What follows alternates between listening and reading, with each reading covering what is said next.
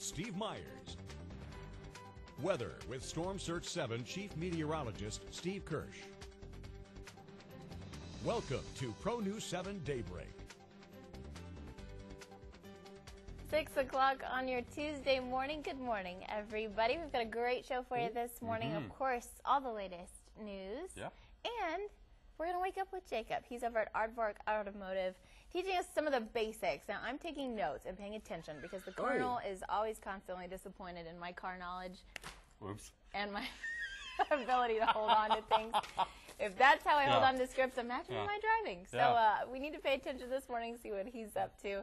And that forecast is a little slippery as well. And we got the Geek Squad coming. And they're going to teach you some important stuff. Yeah, you know, a lot of folks, maybe got a Blu-ray player or something like that, and you go, soundbar for your TV. There you go. Thank you. How do I plug this in Mine to what I doesn't already work. have? Oh, really? Yeah, I'm going to talk to them when they get here. Okay. Okay. Well, we'll talk about that. But as far as our weather goes, we've got some snow flurries falling across the area. But take a look this morning at our Storm Surge 7 live Doppler radar. Just a few flakes of snow off to the west of us. This is going to be our Boys Ranch, Wildorado, Vega, back toward Hartley.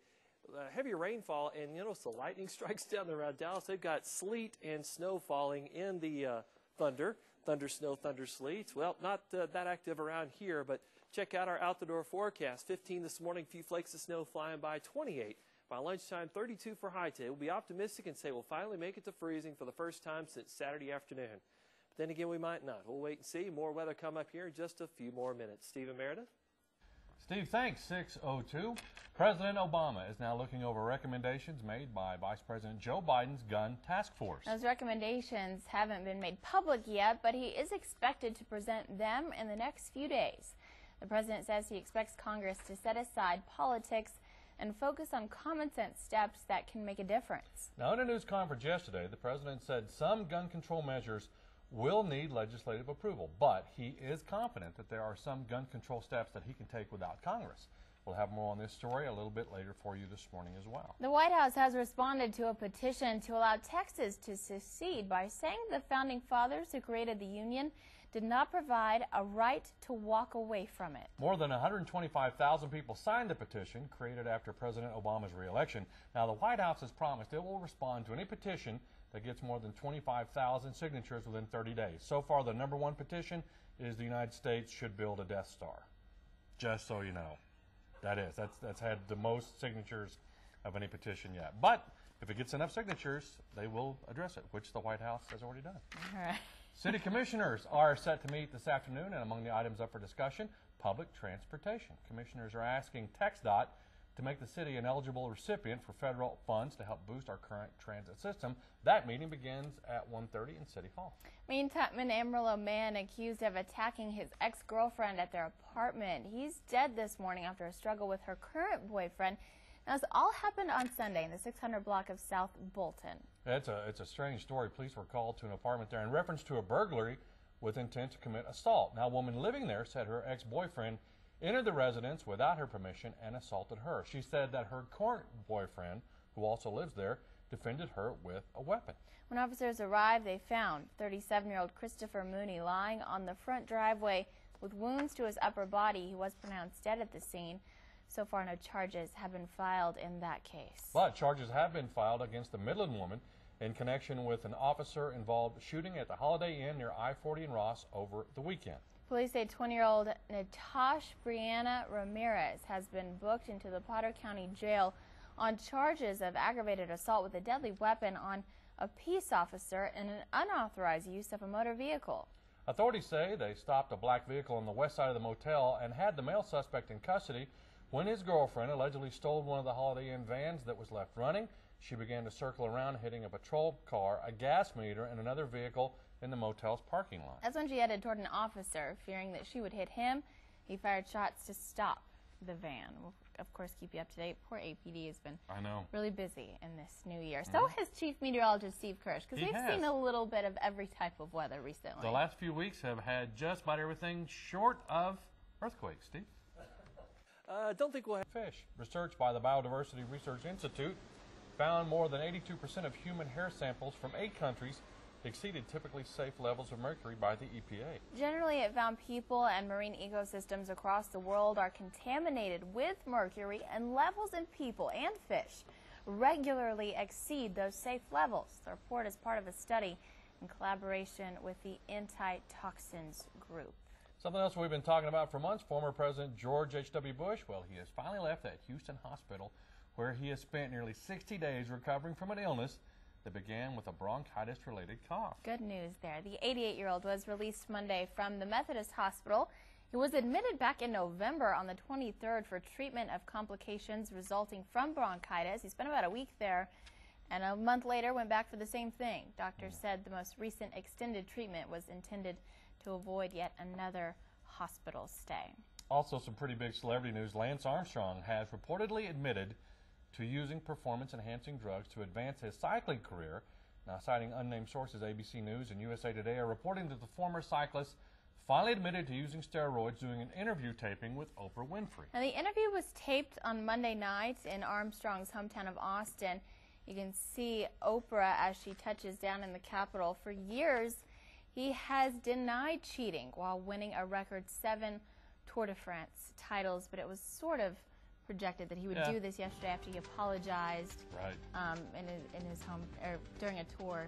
He's even looking now about giving back millions of dollars to his main sponsor, which was the United States Postal Service, and doing a few more mea culpas to try to get out of the doghouse with this. That's right. We are also live this morning with Jacob Bradford. Stick around. America's Money coming up next.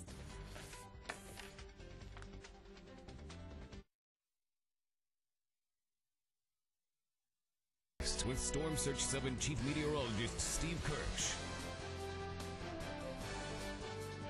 Good Tuesday morning, 6:18, and here downtown Amarillo, it's a cold 17 degrees. You're looking at a Storm Surge 7 live max radar network. You see all the rain showers, thunderstorms, thunder sleet, thunder snow ongoing in the Dallas-Fort Worth area. Reports of about a half-inch of accumulation, and traffic's bad down there. They don't need this, but they're getting it. Around here, we've got a few snow flurries here or there, but certainly nothing what's going on downstate. In fact, look at the satellite radar composite. You can see all the massive radar echoes down here. A lot of this falling in the frozen form with temperatures right at freezing in Dallas-Fort Worth.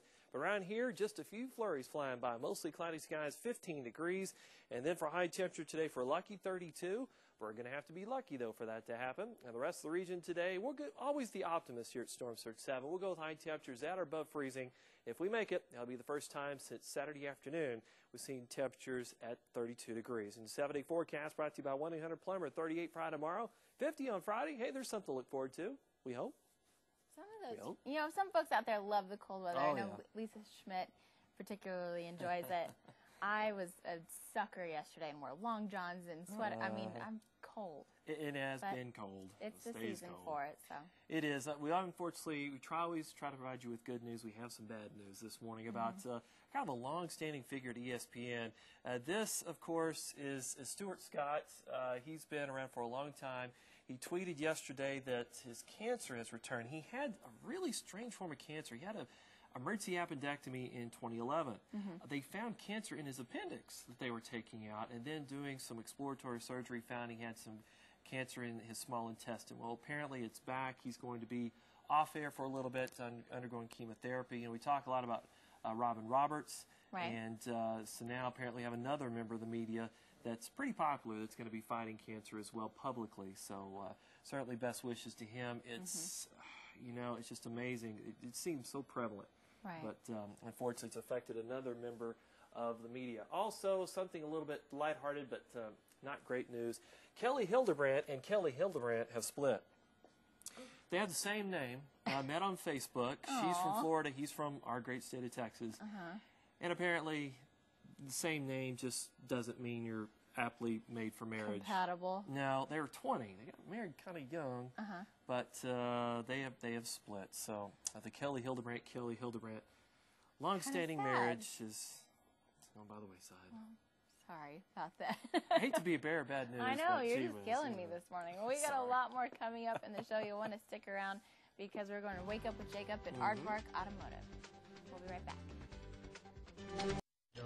Hey guys, good morning everyone. We're out here at Aardvark Automotive. We're underneath the BMW. We've emptied out all the oil from it, and I'm standing next to James Sykes, who's going to be now, we're going to put this filter in it, correct? Yes.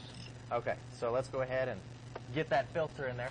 Now, if you don't have one of these fancy machines and hang it in your garage, you can always jack the vehicle up, or you can get ramps, correct? Yes, and you can use ramps. Just make sure you do it as safe as possible. Now, how would you do it as safe as possible? Well, chalk your tires up. That way you don't have to stand a chance of the vehicle rolling off the ramps. Or if you use just a jack, make sure you use some type of safety device like a jack stand. Or Right. And what is all that? What is that? this is the oil filter. Okay. And you need the ring. Paper towel first, wipe it all off. Okay, get the oil off of it. Got to change the sealing ring out. Okay, I got the other one for you. And this is all part of a normal process to change the oil out. Yes, sir. Now, is it different with the BMW than, let's say, a Ford or a Toyota? Well, all oil filters, if this is a cartridge type, a lot of times it's just a metal type and a screw on, it'll have a seal on it too. Okay. So then you just pop that in there, and then it goes right back in where you put it. Yes, sir. Now, how do you properly dispose of the oil now that we have about, the Beamer holds about 8 quarts, 8.5? 8.5. 8.5 quarts. How do you properly dispose of it? Because Well, you got all this stuff and it's harmful and everything else. Most garages, what do I do with the ratchet now? Right here.